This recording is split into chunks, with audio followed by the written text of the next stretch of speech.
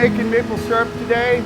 This is a natural gas fired total operation. This is a one-man operation from once we tap the tree. The first time I touch this product is when it's in the finished can. There's very little manual labor. It's all pumps, vacuum, automatic from the tree to here. This is the first time I touch it. I just took some syrup off, made, to give you a little deal of my, this is what the temperature is in that vat right now. This is what it is when it's maple syrup. When it hits a 10th of a degree over this bottom number, it'll automatically draw off that amount of syrup. It's in here. It's time for me to pump it over to the filter press so we can start filtering.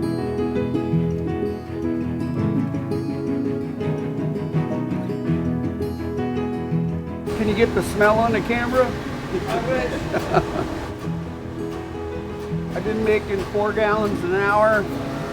The the amount of sap I have on hand is my limiting factor.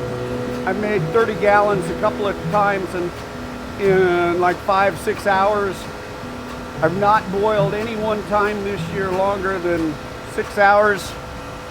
I can package while it's making syrup. I don't have to fire it. Once I get this set, I can package while it's processing. And again, most nights in here it's just been me, packaging, boiling, the whole deal. We're making this on trees that my grandfather and great-grandfather planted on this farm, transplanted from other parts of the farm. Jake and I are replanting maple trees all the time on our property. Let's come out here and look at the trees. These are some of the young trees here at the farm. Those are 50-year-old trees. These big trees here at the end, my brother and I and my dad was, when he built that building in 1953, I would have been 3 years old. We were on the front page of the Newark Advocate with that article, and that end of the woods was just the new growth. There wasn't anything but these huge big trees at this end of the woods. Since then, you know, there's trees come down and new ones growing, but there's 8 or 10 of the original ones that they transplanted that are still alive and doing well.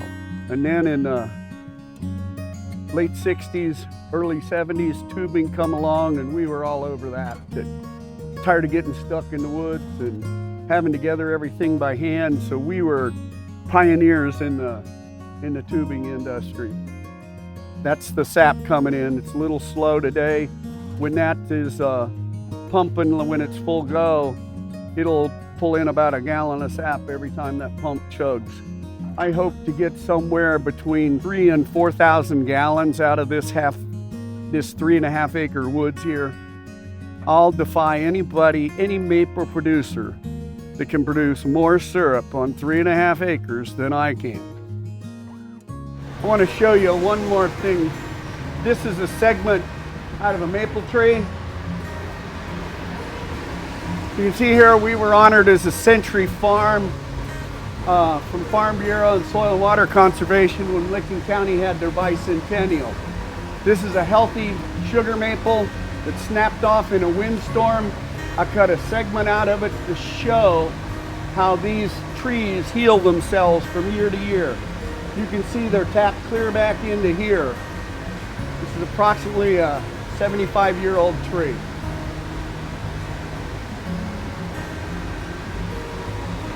Want to show you another thing. This is a spile that's been used for centuries. This takes a 7/16 drill to drill that. Look at the hole in the side of that. It takes a 7/16 hole. Okay? This is the new tap. We use these 1 year, throw them away. These are 5/16, which is a smidgen over a quarter. Look at the hole in this for the sap to go in versus the smaller one takes a smaller hole, bigger hole, and the ones that use the bigger to drill a bigger hole. This is less invasive. According to Cornell research, if I have an extra long season, I can re-drill these. If the season goes too long and the spile is dried out, I can go up 4 inches or 4 inches down, say I'm in the same vein, do less invasive to the tree than one of those holes. We want them to last forever. We're not killers. We're producers. We want our trees to last forever.